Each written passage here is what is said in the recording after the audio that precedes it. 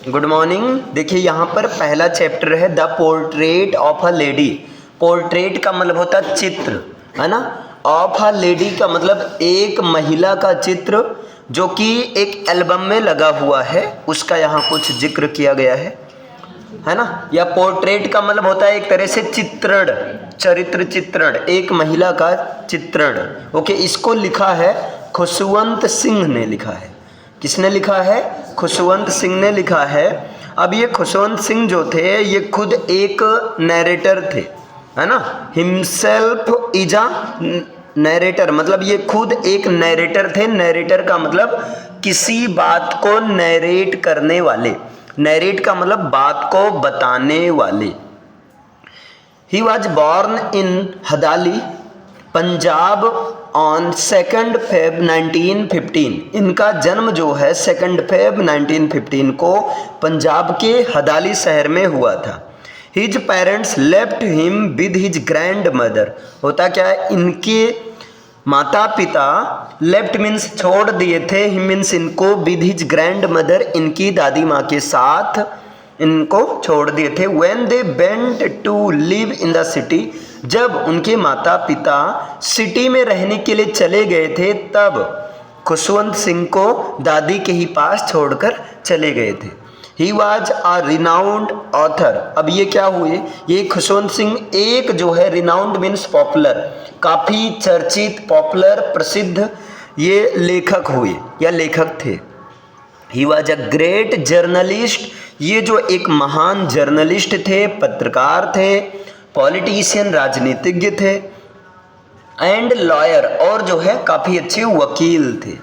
ही begin his writings इन 1956। ये जो है 1956 ईस्वी में राइटिंग लिखना शुरू कर दिए, यानी कि अपनी वर्क्स को लिखना शुरू कर दिए। जो भी जैसे पोयम, स्टोरीज, है ना, जो भी वर्क्स होती थी 1956 में लिखना शुरू कर दिए। When he wrote the novel Train to Pakistan, और इन्होंने उस समय यानी कि पहली बार एक नॉवेल लिखा और उस नॉवेल का नाम है ट्रेन टू पाकिस्तान, ये नॉवेल का नाम है।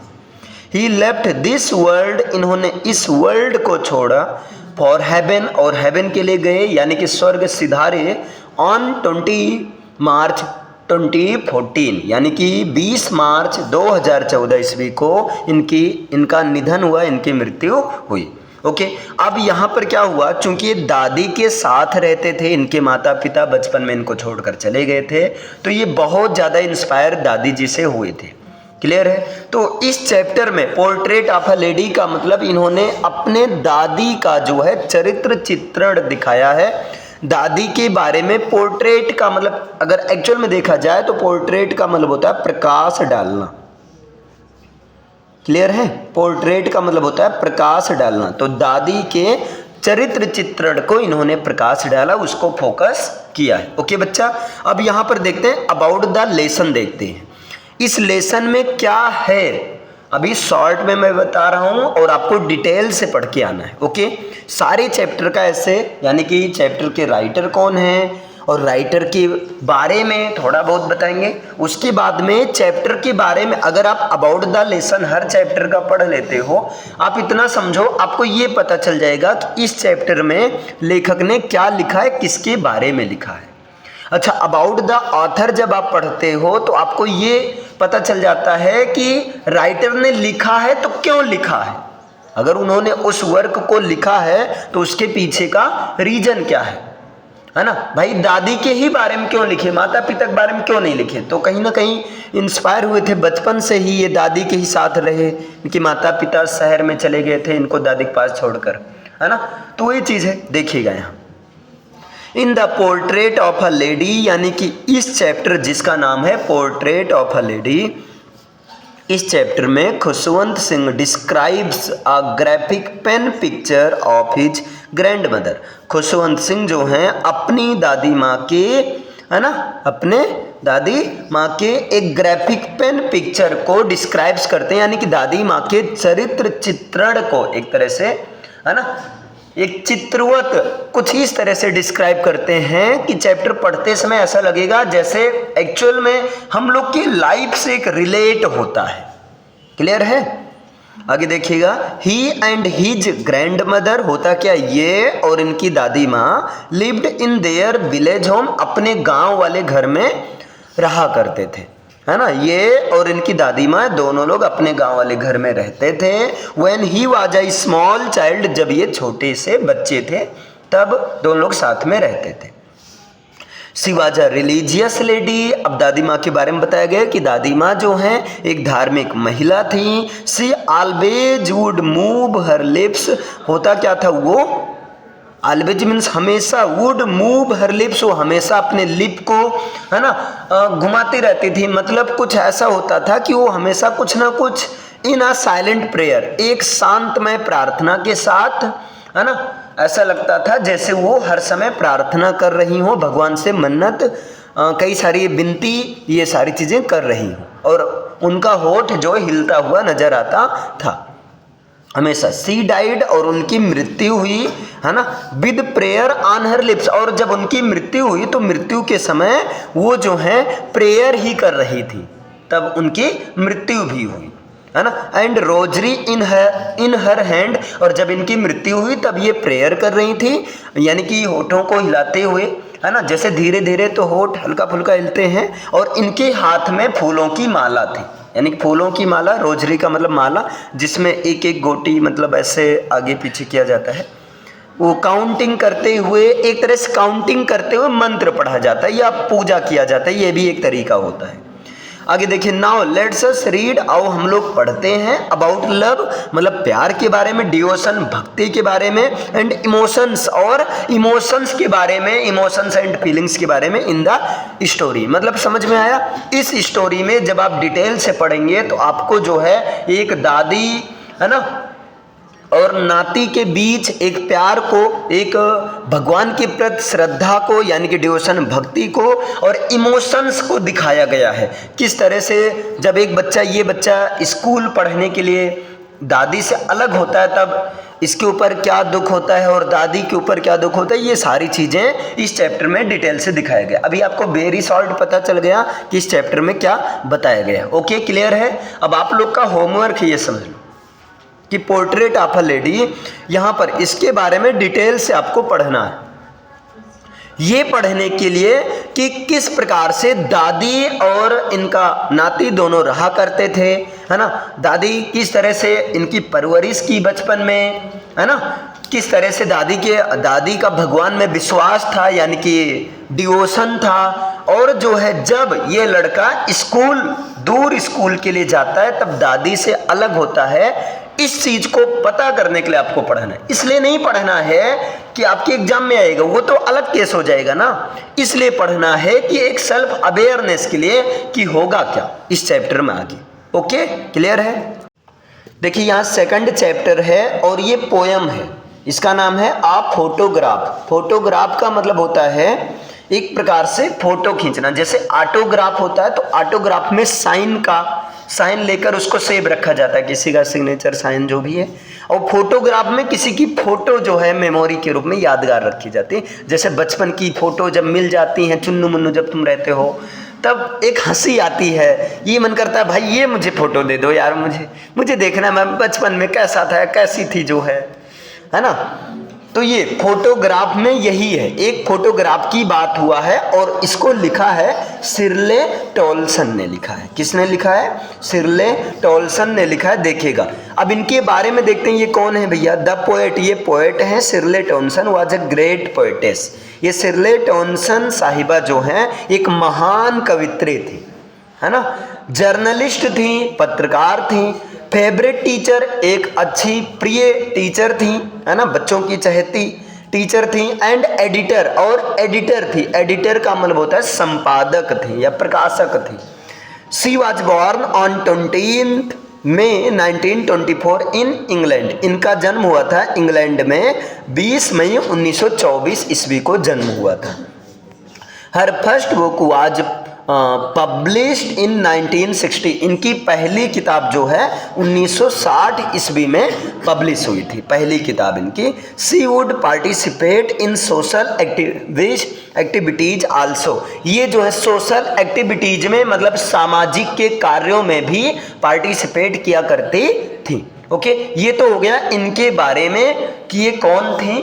फिर अब देखते हैं इन्होंने ये जो पोयम लिखा है, आ फोटोग्राफ पोयम लिखा है, इस फोटोग्राफ पोयम में क्या इन्होंने बताया है ना। तो देखिए इन दिस पोयम, इस पोयम में द पोएटेस, जो पोएटेस हैं, जो कवित्री हैं, हैज टोल्ड अस, उन्होंने हमें बताया है अबाउट ह्यूमन लाइफ, इंसान के जीवन के बारे में बताया। अब आप लोग सोचो कितनी अच्छी बात है ये चीज़, है ना।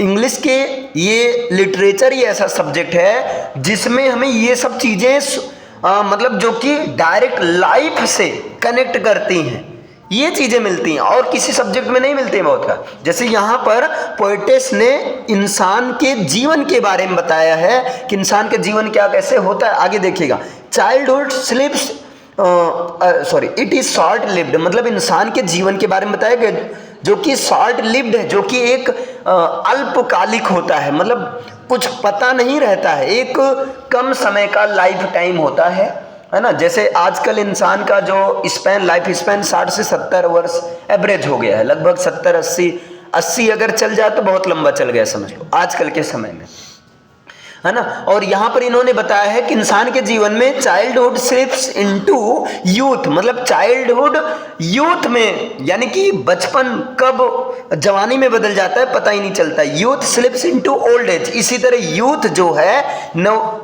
युवक अवस्था या जवानी कब ओल्ड एज में बदल जाती है ये किसी इंसान को पता ही नहीं चलता है ना। मैन बिकम्स सैड, और एक इंसान जो है वो दुखी हो जाता है, दुखी होता रहता है, आए दिन दुखी होता रहता है, रिमेम्बरिंग, याद करके, the memories of the past, यानी कि अपने ही बीते हुए समय की मेमोरीज को याद करते हुए खुद जो है दुखी होता रहता है। इंसान के दुख होने का सबसे बड़ा तो रीजन यही है कि एक इंसान अपने पास्ट के दिनों को याद कर करके दुखी होता रहता है। नाउ लेट अस रीड, आओ हम पढ़ते हैं about the poetess mother, poetess के माँ, and find 3 stages of life, यानी कि यहाँ पर पोएटेस की माँ के बारे में पढ़ते हैं और जो है लाइफ के 3 स्टेजेज के बारे में पढ़ते हैं। अब देखो ये कह रही है पोएटेस ने अपनी माँ के बारे में लिखा कि किस तरह से मैं जो है अपनी सिस्टर और जो है अपनी माँ के साथ बचपन में खेलती थी, फोटो खिंचवाते थे, शायद अब वो दिन नहीं आएगा दोबारा। मतलब एक तरह से ये सैड होती हैं, अनहैप्पी होती हैं, दुखी होती हैं और याद करती हैं। अब आपको इस चैप्टर को, पोएम को इसलिए पढ़ना है ये जानने के लिए कि इसने किस प्रकार से अपनी माँ के बारे में बताया है, किस प्रकार से लाइफ के तीनों स्टेजेस यानी कि चाइल्डहुड, यूथ और ओल्ड एज के बारे में बताया गया है। और हर स्टेज में क्या क्या होता है, चाइल्डहुड में क्या होता है, यानी कि देखो everything is unique in itself, हर चीज़ें अपने आप में यूनिक होती हैं, स्पेशल होती हैं। सेम इसी तरह से हर एज भी यूनिक स्पेशल होता है। जैसे अभी चाइल्डहुड चल रहा है, चाइल्डहुड के बाद अगर एक मेजर रूप से 3 ये चाइल्डहुड, यूथ और जो है आपका ओल्ड एज। लेकिन वैसे देखा जाए तो एक तो आपका यानी कि एकदम स्टार्टिंग पीरियड होता है, फिर उसके बाद टीनेज होता है, टीनेज के बाद एडल्टहुड होता है। तो हर एज का अपने आप में इम्पॉर्टेंस होता है। क्लियर है? तो एक तरह से इन्होंने इसके बारे में बताया है। समझ में आया? मतलब इस पोयम में इन्होंने क्या बताया है। और आपको इस पोयम को इसलिए पढ़ना है कि इन्होंने अपनी माँ के बारे में कैसे बताया और तीनों स्टेजेस के बारे में क्या कैसे इन्होंने एक्सप्लेन किया है। ओके बच्चा, क्लियर है? Good morning. देखिए यहाँ पर एक चैप्टर है और इस चैप्टर का नाम है we were not afraid to die if we can all be together. ये करें, वी वर नॉट या we are not afraid to die, हम लोग को मरने का कोई डर नहीं है, नहीं बिल्कुल नहीं होगा, कोई मरने का फियर नहीं होगा। If we can all be together, अगर हम सब लोग एक साथ हो जाए, मतलब अगर सब लोग साथ साथ रहें तब हम लोग को मरने का कोई फियर नहीं होगा। ये चैप्टर है और इसके राइटर हैं Gordon Cook and Alan East, मतलब 2 लोग मिलकर लिखे हैं। तो सबसे पहले इनके बारे में देखते हैं। आप देख सकते हैं यहाँ सबसे पहले है about the author. Author means होता है राइटर या लेखक जिसने लिखा है। Garden cook is a Canadian Olympic seller. अब ये जो गार्डन कुक हैं ये कैनेडियन हैं, यानी कि कनाडा के हैं, ओलंपिक हैं, है ना। और सेलर का मतलब होता है सेल करने वाले, जो यात्रा करते हैं नाव में, पानी में, ठीक है, उसे को कहा जाता है सेल, मीन्स यात्रा करना, तो सेल से बना है सेलर, ठीक। He was born on 3 December 1978 at Toronto in Canada. इनका जन्म कनाडा के टोरंटो शहर में 3 दिसंबर 1978 ईस्वी को हुआ था।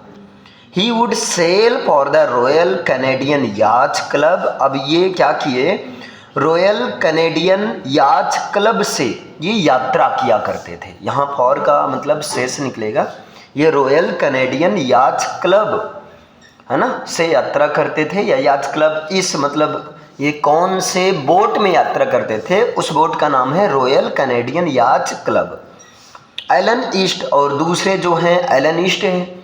Elon East was a legal trainer. जो एलन ईस्ट थे ये लीगल ट्रेनर थे, है ना, मतलब ये ट्रेनर थे और एक तरह से लीगल का मतलब कानूनी, okay. He was born on 18 November 1923 at East Dairy in New Hampshire. और इनका जन्म न्यू हैम्पशायर में, ईस्ट डेयरी, न्यू हैम्पशायर के ईस्ट डेयरी शहर में 18 नवंबर 1923 ईस्वी को हुआ था। He founded a multi academy trust, central academies trust. इन्होंने एक मल्टी एकेडमी ट्रस्ट फाउंड किया, स्थापित किया, जो कि एक प्रकार से सेंट्रल एकेडमीज ट्रस्ट में से एक थी, ओके। अब ये चीज़ हुआ, यानी कि दोनों राइटर के बारे में बताया गया है कि किसका क्या पोजीशन था, दोनों ने अपने अपने लेवल से क्या किया। अब इसके बाद में ये जो चैप्टर है, we were not afraid to die if we can all be together, इसमें क्या बताया गया है तो देखिए, अबाउट द लेसन। यहाँ पर क्या है, अ बिजनेसमैन मीन्स एक व्यापारी होता था, हु वाज 37 ईयर्स ओल्ड, जो कि 37 ईयर्स ओल्ड था, मतलब 37 साल का था। And his wife had a dream, और उसके वाइफ के पास, मतलब इस बिजनेसमैन जो कि 37 साल का था और इसकी वाइफ, दोनों के पास, दोनों का एक ड्रीम था, एक सपना था, एक, है ना, ड्रीम था, मतलब एक समझ सकते हैं सपना था, एक लक्ष्य था, एक टारगेट था, एम था। दे वांटेड, और वे चाहते थे, दे का मतलब वे दोनों, है ना, वे दोनों चाहते थे, to undertake the same voyage round the world, कि एक ही वॉयज में, एक ही यात्रा में वो पूरे राउंड द वर्ल्ड, मतलब दुनिया घूम ले, एक ही बार में दुनिया घूम ले, भले वो यात्रा क्यों ना लंबी पड़ जाए, इसे नहीं मतलब, लेकिन एक ही बार में, वॉयज का मतलब यात्रा, एक ही यात्रा में वो पूरी दुनिया घूम ले, है ना। एज द एक्सप्लोरर, एक एक्सप्लोरर के रूप में, जैसे कोई व्यक्ति जब एक्सप्लोर करता है कोई चीज़, तो एक्सप्लोर करने के चक्कर में, एक्सप्लोर का मतलब नई चीज़ों को प्रोड्यूस करना, एक प्रकार से इन्वेंट करना, कोई नई चीज़ को डिस्कवर करना, ओके, तो एक्सप्लोर करना। तो एक एक्सप्लोरर के रूप में, जैसे एक एक्सप्लोर करने वाला पूरी दुनिया घूमता है, वैसे ये दोनों चाहते थे वो एक एक्सप्लोरर के रूप में दुनिया के चारों ओर घूम ले यात्रा के through. Captain James cook undertook 200 years ago. अब यहाँ पर कैप्टन जेम्स कुक हैं, वो क्या करते हैं, 200 साल पहले, है ना, की बात बताते हैं। उसमें क्या होता है इन दिस लेसन, अब यहाँ पर देखो, कैप्टन जेम्स कुक 200 साल पहले ही ऐसा काम किए थे, मतलब ये इनसे इंस्पायर हुए, है ना, कैप्टन जेम्स कुक से।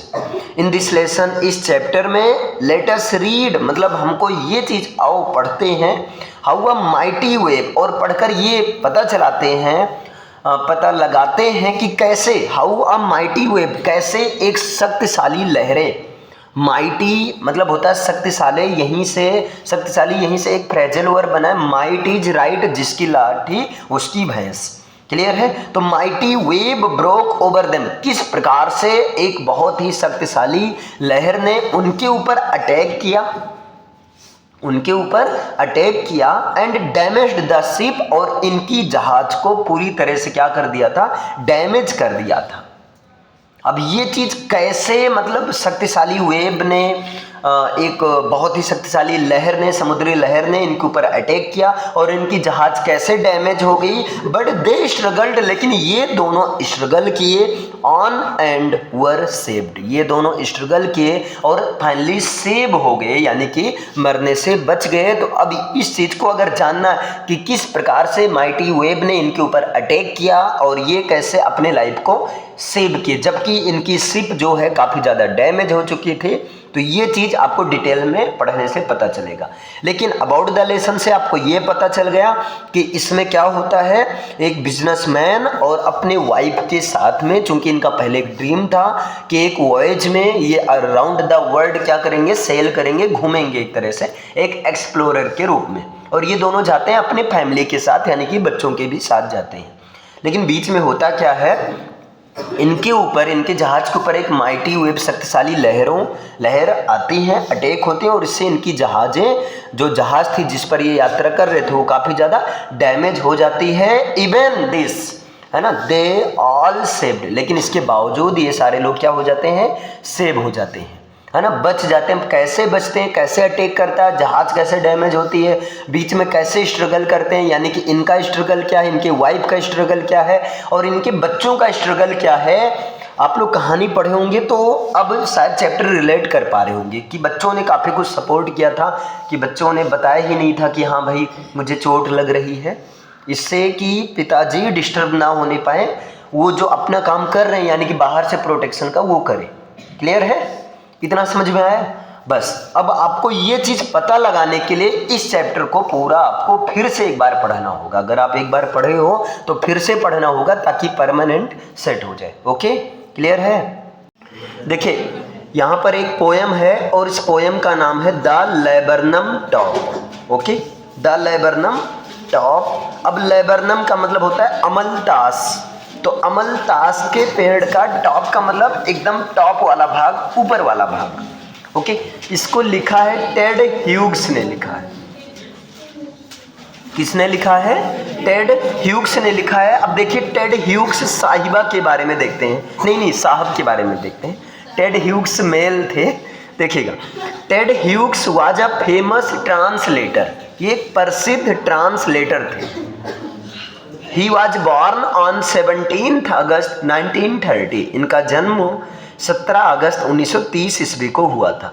He would write children's books, ये बच्चों की किताबें लिखा करते थे, है ना, बच्चों के ऊपर किताबें लिखा करते थे। He was married to Sylvia Plath, और इनकी शादी हुई थी सिल्विया प्लेथ के ऊपर।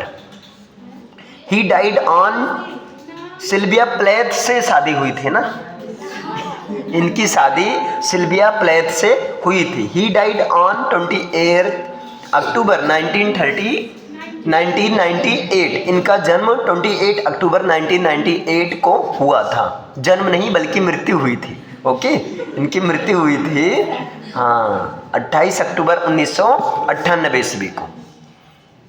अब देखिए इस पोएम में क्या बताया गया है, देखिए इन दिस पोएम, इस पोएम में द पोएट डिस्क्राइब्स, पोएट इस बात को डिस्क्राइब करते हैं, इस बात की व्याख्या करते हैं। कौन सी बात की व्याख्या करते हैं? हाउ अ लिटिल बर्ड, किस प्रकार एक छोटी सी पक्षी, अवेकन्स मतलब जाग जाती है, जागती है, द क्वाइट, है ना, जागती है और बिल्कुल शांत रहती है ना, sorry, how a little bird awakens, किस प्रकार एक छोटी सी पक्षी जाग जाती है, the quiet and sleepy laburnum tree top, और जो ये लेबरनम ट्री था यानी कि अमलतास का पेड़ का एकदम ऊपर वाला पोर्शन था जो कि बिल्कुल क्वाइट था, बिल्कुल शांत था और एकदम सोया हुआ था। ऐसा लग रहा था कि अब सोए हुए हैं, नौकर होकर जगे नहीं, अगर जग जाते तो पत्ते उत्ते ऐसे पंख करने लगते ना वृक्ष को, ये राजा है और वो पत्तियां सब उसकी गुलाम है।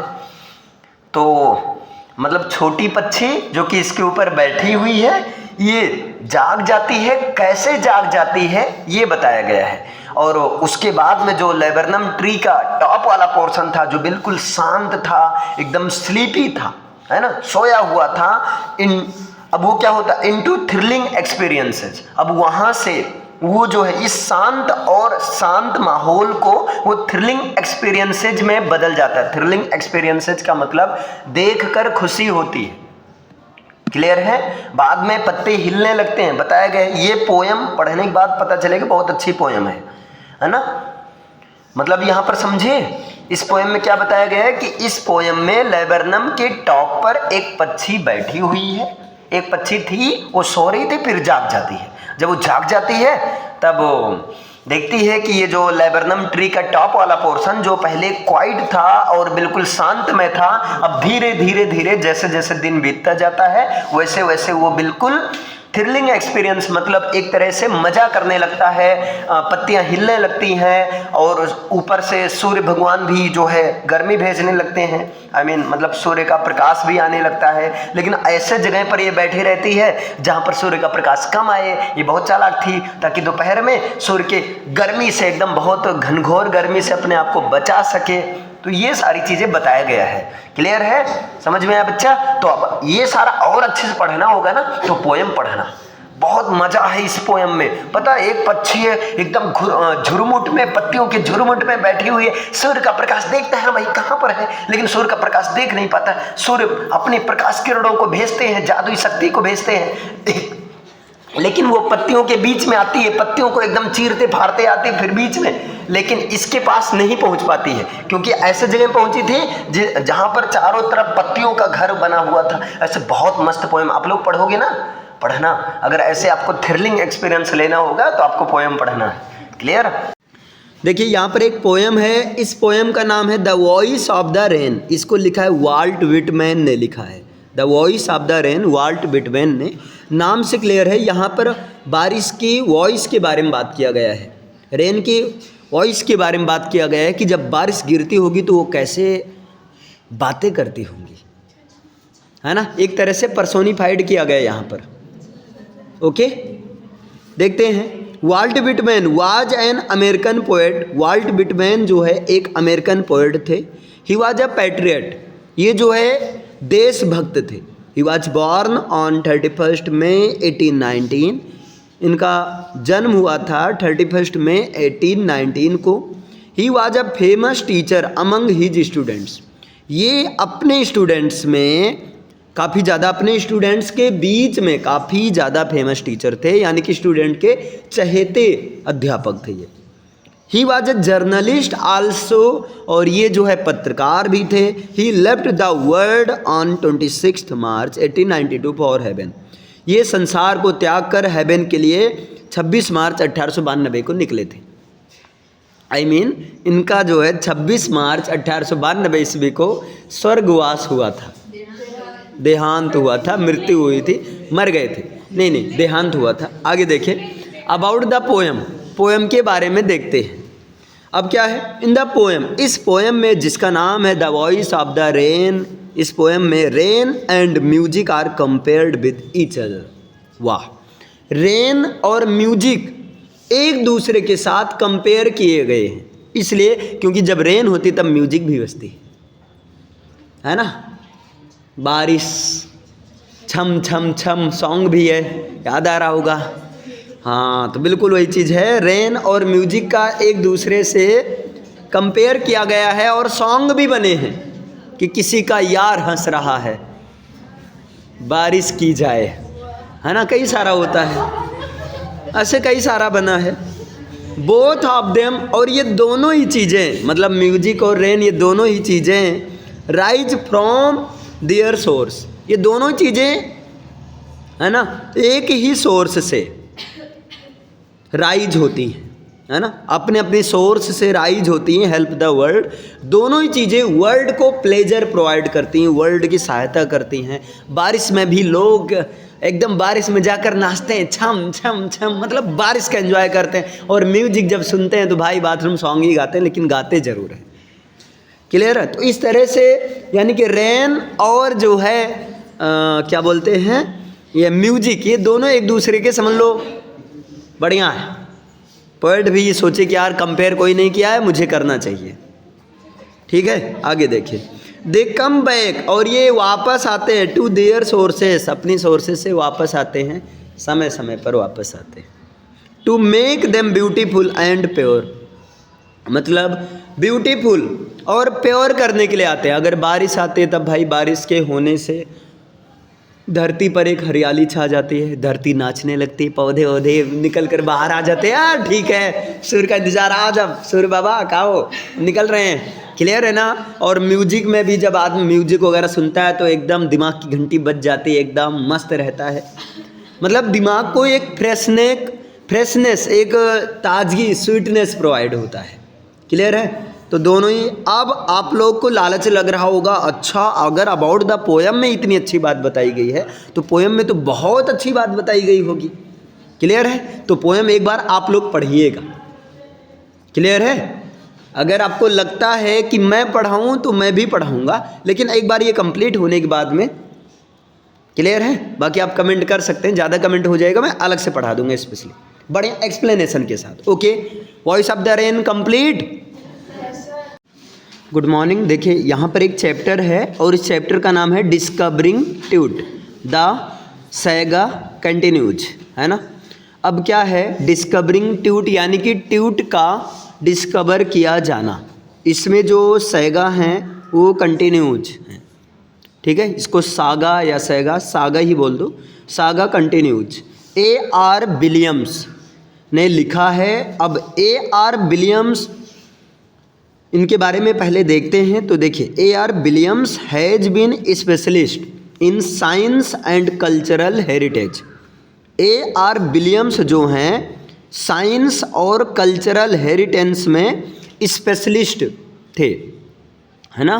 मतलब A.R. विलियम्स जो थे वो साइंस और सांस्कृतिक विरासत की चीज़ों को, है ना, स्टडी करने में ये क्या थे, स्पेशलिस्ट थे। यानी कि साइंस से रिलेटेड और जो कल्चरल, है ना, हेरिटेज होते थे, इनसे रिलेटेड चीज़ों को ये डिस्कवर करते थे, अध्ययन करते थे। शी वाज अवार्डेड, ये करती थी, सॉरी भाई ये फीमेल है। शी वाज अवार्डेड, इनको अवार्ड दिया गया यानी पुरस्कृत किया गया। मैनी टाइम्स, कई बार, इनको कई बार पुरस्कृत किया गया। शी डिवोटेड हरसेल्फ, इन्होंने अपने आप को डिवोट कर दिया था, अपने आप को समर्पित कर दिया। To solve ancient historical mysterious of the world, यानी कि संसार के एंशियंट, प्राचीन ऐतिहासिक रहस्यों को सॉल्व करने में इन्होंने अपना पूरा जीवन समर्पित कर दिया। मतलब इन्होंने अपने पूरे लाइफ टाइम में एंशियंट, प्राचीन ऐतिहासिक रहस्यों, संसार की प्राचीन ऐतिहासिक रहस्यों को ही सॉल्व करने में पूरा जीवन लगा दिया। ओके, अब देखते हैं about the lesson. About the lesson में क्या है, वंस अपॉन अ टाइम, एक समय की बात है। इस लेसन में क्या बताया गया है, वंस अपॉन अ टाइम, एक समय की बात है। A great civilisation flourished in Egypt, एक समय की बात है, होता क्या है, इजिप्ट कंट्री में एक ग्रेट सिविलाइजेशन सामने नज़र आती है, फ्लोरिश होती है, स्थापित होती है, क्लियर। एट दैट टाइम, और उस टाइम में a powerful royal family ruler over Egypt, उस दौरान इजिप्ट के ऊपर एक पावरफुल रॉयल फैमिली, है ना, एक पावरफुल शाही परिवार का एक शासक जो है ना, इजिप्ट देश के ऊपर राज्य करता था। मतलब रॉयल फैमिली के अंडर इजिप्ट देश था। जैसे एक समय के बाद इंडिया भी ब्रिटिशर्स के अंडर था, तो आप बोल सकते हैं ब्रिटिश फैमिली के अंडर था। The majestic Tom's were left, अब होता क्या है, मजेस्टिक यानी कि उस रॉयल फैमिली का जो महाराज था उसके टॉम्स जो है बचे रह गए थे। टॉम्स का मतलब होता है चबूतरा या कब्रगाह, वो जो है लेफ्ट थे, मतलब बचे रह गए थे। द रूलर वर ममीफाइड, और रूलर्स को, जितने भी रूलर्स होते थे यानी कि शासकों को ममीफाइड के रूप में, ममी के रूप में रखा जाता था, यानी कि उनकी शव को सुरक्षित रूप से रखना ममीफाइड कहलाता है, क्लियर है।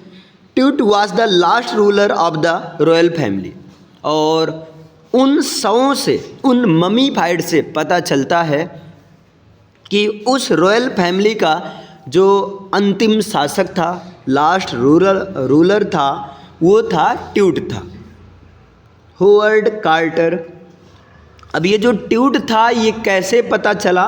तो Howard Carter discovered his tomb, Howard Carter ने उसकी टॉम्ब को डिस्कवर किया था। मतलब हावर्ड कार्टर नाम का एक व्यक्ति था जिसने उसके टॉम्ब को डिस्कवर किया था, उसके टॉम्ब को छानबीन किया था, खोजा था। इतना समझ पाए? तो ये चीज़ आपका होगा, इतना क्लियर है? यानी कि अब कैसे, यानी कि ट्यूट के टॉम्ब को कैसे डिस्कवर किया गया, है ना, और उसको निकाल कर साइंटिफिक स्टडी करने में क्या क्या प्रोसेस करनी पड़ी, कितना दिन का समय लगा, क्या निकाल कर अगेन उसी में रख दिया गया, यानी कि ये सारी चीज़ें चैप्टर में डिटेल से बताई जाती हैं। अबाउट द लेसन में होता क्या है, वेरी शॉर्ट में आपको पता चल जाता है। जैसे कि रफली अगर पूछें इस चैप्टर में क्या बताया गया, तो इस चैप्टर में इजिप्ट देश में रॉयल फैमिली का एक अंतिम शासक ट्यूट की बात किया गया है, जिसको हावर्ड कार्टर ने डिस्कवर किया। अब कैसे डिस्कवर किया, कैसे स्टडी किया गया, एक्सरे किया, क्या कैसे, मतलब यहाँ से एक तरह से ये भी पता चल जाएगा जो भी चीज़ें है ना माइन से मिलती हैं, जो भी चीज़ें माइन से मिलती हैं, अगर वो ममीफाइड के रूप में हैं या अगर उनका अध्ययन करना है तो कैसे अध्ययन किया जाता है, किसी कंकाल आदि किसी चीज़ का भी कैसे अध्ययन किया जाता है, कितना लंबा प्रोसेस होता है ना, इसके लिए कौन से डिपार्टमेंट वर्क यहाँ पर करता है। जैसे हर डिपार्टमेंट तो इस फील्ड में काम कर नहीं सकता है, एक सरकार गवर्नमेंट अथॉरिटीज़ भी होती है, बिना गवर्नमेंट अथॉरिटीज़ के कोई ये काम कर भी नहीं सकता है। तो ये सारा चीज़ आपको चैप्टर को पढ़ने के बाद पता चलेगा। अगर आप पढ़ें तो एक बार फिर से पढ़िए इसको अच्छे से, ताकि क्योंकि दोबारा पढ़ने से क्या होती है, जो चीज़ें नहीं समझ में आई रहती हैं वो भी चीज़ें समझ में आ जाती हैं। क्लियर है? Good morning. देखिए यहाँ पर एक चैप्टर है the ailing planet the green movement's role. अब इसको लिखा है नानी पालखीवाला ने लिखा है। किसने लिखा है? नानकी पालखीवाला ने लिखा the ailing planet the green movement's role. अब इनके बारे में देखते हैं कि ये क्या है, इनके बारे में क्या है। अबाउट द ऑथर यानी कि लेखक के बारे में, नानी Palkhivala was a great author of specially judiciary and taxation. ये देखिए नानी पालखीवाला एक ये महान लेखक थे और स्पेशली जुडिशियरी से रिलेटेड। जुडिशियरी का मतलब होता है, जुडिशियरी से बोल दो आप, जुडिशियरी का मतलब होता है न्याय से रिलेटेड, एंड टैक्सेशन और जो है कर से रिलेटेड, न्याय और कर से संबंधित ये जो है चीज़ों को लिखते थे। ही वॉज बॉर्न इन बॉम्बे 1920। इनका जन्म हुआ था बम्बई में 1920 ईस्वी में हुआ था। He belongs to a Parsi family. ये पारसी फैमिली से बिलोंग करते थे। He had been an Indian ambassador in the United States in 1977। इनको 1977 में यूनाइटेड स्टेट्स ऑफ अमेरिका में, यानी कि अमेरिका में इनको इंडियन एम्बेसडर के रूप में भेजा गया था, यानी कि भारतीय राजदूत थे, है ना, 1977 में। और ये कहाँ पर गए थे, किस देश में गए थे? अमेरिका में गए थे, यूनाइटेड स्टेट्स में गए थे। He left the world for heaven. ये संसार को त्याग कर हेवन के लिए निकले। वो भी कब? 11 दिसंबर 2002 यानी कि 2002 को, 11 दिसंबर 2002 को इनका जो है स्वर्गवास हो गया, निधन हो गया, मृत्यु हो गई। बस आगे यहाँ पर अबाउट द लेसन देखते हैं इन्होंने क्या चीज़ लिखा है इस चैप्टर में। इन दिस लेसन, इस लेसन में इट इज़ टोल्ड, ये बताया जाता है that earth is a living organism, कि अर्थ को एक प्रकार से लिविंग ऑर्गेनिज्म की तरह ट्रीट किया गया है। यहाँ पर ऑथर बताते हैं कि अर्थ जो है ना एक लिविंग ऑर्गेनिज्म है, अर्थ के भी अंदर जान है। Deep concern about the deteriorating health of the earth. और यहाँ पर अर्थ के हेल्थ की बात की गई है ना, पृथ्वी के स्वास्थ्य की चिंता की गई है कि पृथ्वी का स्वास्थ्य खराब हो रहा है, पृथ्वी की तबीयत खराब हो रही है। क्लियर है? और इज एक्सप्रेस्ड मतलब व्यक्त किया गया है, मतलब पृथ्वी के जो है बिगड़ती हुई, डेटेरियोरेटिंग हेल्थ यानी कि बिगड़ती हुई, खराब होती हुई स्वास्थ्य के बारे में, हेल्थ के बारे में जिक्र किया गया है कि भैया ऐसे रहा तो पृथ्वी एक दिन पृथ्वी बहुत बीमार हो जाएगी, फिर पृथ्वी मर जाएगी, फिर वहाँ पर इंसान जो होंगे ये भी मर जाएंगे। आगे देखिए, man is not the master of the earth. Man जो इंसान लोग जो पृथ्वी पर हैं, इनको लगता है मालिक हैं, इंसान पृथ्वी के मालिक नहीं हैं। Man's survival depends on the health of the earth. पृथ्वी पर इंसान का रहना, इंसान का जीवित रहना, ये डिपेंड करता है पृथ्वी का स्वास्थ्य कैसा है। पृथ्वी की तबीयत खराब तो इंसानों की भी तबीयत खराब, यानी पृथ्वी के स्वास्थ्य पर ही, है ना, पृथ्वी के स्वास्थ्य पर ही इंसानों का सर्वाइवल निर्भर करता है। इसका मतलब पृथ्वी पर अगर एक प्लांट डाइवर्सिटी है, पौधों का एक विविधता है ना, पौधों की विविधता है। पृथ्वी को जो चीज़ चाहिए, पृथ्वी एक हरी भरी ही अच्छी लगती है, खंडहर नहीं लगती है, खंडहर तो रेगिस्तान ही हो जाएगा। क्लियर है? देयरफॉर, इसलिए we must check the growth of the population, इसलिए हमें पॉपुलेशन की ग्रोथ को चेक करना चाहिए, कंट्रोल करना चाहिए। अगर पॉपुलेशन का इसी तरह से ग्रोथ होता रहेगा तो पृथ्वी की जो एक्चुअल में नेचुरल वेल्थ हैं, जो कि प्लांट के रूप में हैं, ये सीधे सीधे इनको काट पीट कर एक घर या कारखाने बना दिया जाएगा, तो एक समय के बाद में पृथ्वी, है ना, पूरी तरह से बेकार जाएगी और इससे इंसान भी बेकार जाएंगे। क्या कोई एकदम फर्टाइल लैंड पर कोई रहता है? क्या कोई ऐसे जगह घर बनवा कर रहता है जहाँ पर आसपास 2-4 किलोमीटर में कोई घर ही ना हो, या बिल्कुल रेगिस्तान में, एकदम खंडहर में, बिल्कुल एकदम जहाँ तपती धूप में आप घर बनवाए? इसलिए घर बनवाए हो क्योंकि आप सोच रहे हो वहाँ पर घर बनवाएंगे तो गैस की बचत होगी, खाना वाना बनाना रहेगा, छत पर रख देंगे, पक जाएगा, लेकिन तुम भी पक जाओगे, फिर ऐसा नहीं पॉसिबल है। ओके, तो इसके बारे में और अच्छे से पढ़ना है तो आपको चैप्टर के बारे में पढ़ना होगा। Clear?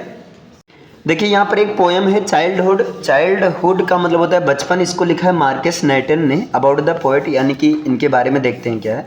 Marcus Natten has been called Norwegian poet. Marcus Natten को नॉर्वेजियन पोएट बोला जाता है, मतलब ये नॉर्वेजिया देश के हैं। ही वॉज बॉर्न इन नॉर्वे, इनका जन्म हुआ था, नॉर्वे में जन्म हुआ था।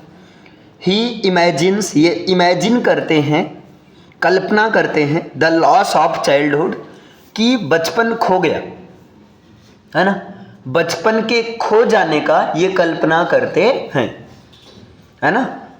ये बताते हैं एक तरह से कि देखते देखते कब मेरा बचपन बीत गया मुझे पता ही नहीं चला, और वो सारी बचपन की यादों को याद करते हैं, ठीक। और इसीलिए इन्होंने एक पोएम लिखा चाइल्डहुड, बचपन के नाम से। अब देखिए अबाउट द पोएम, पोएम में क्या बताया गया है। द पोएट थिंग्स, पोएट ऐसा सोचते हैं, अ फ्यू स्टेजेज, मतलब कुछ स्टेज के बारे में सोचते हैं, कुछ अवस्थाओं के बारे में सोचते हैं। In his growing up from childhood into maturity, जब वो चाइल्डहुड से मैच्योरिटी की तरफ ग्रो हो रहे होते हैं, चाइल्डहुड से मैच्योरिटी में जाते हैं, यानी कि बचपन से एक युवा अवस्था में जब ये जा रहे होते हैं, ग्रो कर रहे होते हैं, उस दौरान ये, है ना, बीच की जो भी स्टेजेज हैं उनके बारे में सोचते हैं। और ये बताते हैं childhood is a special period in the life of everyday, और ये बताते हैं कि जो चाइल्डहुड होता है हर किसी के लाइफ में एक जो स्पेशल पीरियड ऑफ टाइम होता है, एक बहुत ही विशेष समय होता है।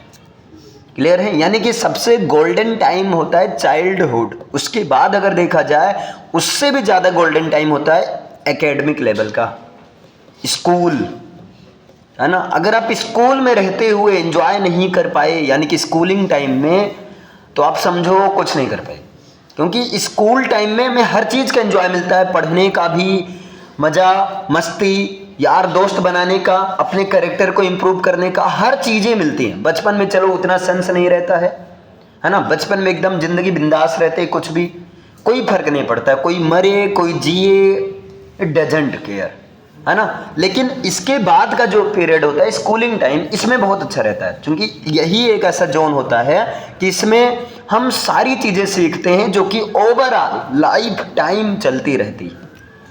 ही डज नॉट नो, उनको ये नहीं पता है When and where he lost his childhood, कि उसने कब और कहाँ बचपना खो दिया, उनको पता ही नहीं चला। कब कहाँ बचपना खो कर ये मैच्योरिटी एज में पहुंच गए, इनको पता ही नहीं चला। यानी कि बचपन कब बीत गया, कैसे बीत गया, कहाँ बीता, इनको इस बारे में नहीं पता है। तो इसी के बारे में पोयम में बताए हैं। यानी कि ये कुछ ऐसे कंपैरिजन किए हैं कि जब मैं बचपन में था तब जो है, उसके बाद धीरे धीरे मैं बड़ा होता गया, फिर कई सारी चीज़ें मिस होती गई, फिर अचानक देखा कि बचपन की वो सारी हैप्पीनेस अब आ ही नहीं पाती, या बचपन में जिस तरह से हर चीज़ को एंजॉय करते थे, अब वो एंजॉयनेस सब चीज़ क्या हो गया, डिस्ट्रॉय हो गया है। तो ऐसा ये कॉन्सर्न करते हुए, चिंता करते हुए इन्होंने एक चाइल्डहुड पोएम लिख दिया। देखिए बच्चा, पोएम की एक खासियत है, पोएम को जितना डीपली एक्सप्लेनेशन वाइज पढ़ोगे उतना ही इसका मीनिंग समझ पाओगे। अगर आप पोएम को लाइन बाय लाइन यानी कि हिंदी ट्रांसलेट, हिंदी अनुवाद के तरीके से पढ़ लोगे तो बहुत खास आपको समझ में आने वाला नहीं है। पोएम का मतलब, पोएम डिमांड्स एक्सप्लेनेशन। पोएम को जितना एक्सप्लेन करोगे डीपली उतना ही अच्छे समझ में आएगा, उतना ही उस पोएम को अपनी रियल लाइफ से आप रिलेट कर पाओगे। क्लियर है? तो इस पोएम के बारे में आप लोग पढ़िएगा। बाकी अगर मुझे टाइम मिलता है, अभी मैं सारे चैप्टर का about the lesson, about the poet पढ़ा रहे हैं। जैसे ये कंप्लीट होने के बाद मैं सबसे पहले पोएम के एक्सप्लेनेशन में ही आऊँगा। ओके ना? तब तक आप लोग अपने हिसाब से पढ़ते रहिए। ठीक? देखिए यहाँ पर एक चैप्टर है द एडवेंचर, और इसके राइटर हैं जयंत नार्लिकर। द एडवेंचर का मतलब होता है साहस या साहस से भरे कार्य, साहसिक कार्य, है ना। अब यहाँ पर देखिए अबाउट द ऑथर, इनके बारे में देखते हैं। Jayant Narlikar was a great astrophysicist. ये जो हैं एक महान एस्ट्रोफिजिसिस्ट थे। ही वॉज बॉर्न ऑन 19 जुलाई 1938 इन कोल्हापुर इन महाराष्ट्र। इनका जन्म महाराष्ट्र के कोल्हापुर में 19 जुलाई 1938 ईस्वी को हुआ था। He studied in Banaras university, Banaras Hindu university, इनकी जो पढ़ाई हुई बनारस हिंदू विश्वविद्यालय से ये पढ़े। ही कंप्लीटेड पीएचडी इन 1963, इन्होंने 1963 में पीएचडी कंप्लीट किया। ही वाज 3 डॉटर्स, और ही हैज़ 3 डॉटर्स, इनकी 3 बेटियां हैं, है ना। He was awarded with Padma Vibhushan award, इनको पद्म विभूषण अवार्ड से पुरस्कृत किया गया इन 2004, 2004 ईस्वी को। क्लियर है? अब भैया ये पीएचडी कर रखे हैं, तो ऑलरेडी भाई पीएचडी का मतलब डॉक्टर ऑफ फिलोसफी। इस लेसन में इन्होंने क्या बताया, adventures belongs to science fiction. ये जो द एडवेंचर है ना, ये साइंस फिक्शन है, मतलब साइंस विज्ञान की कथा पर आधारित है।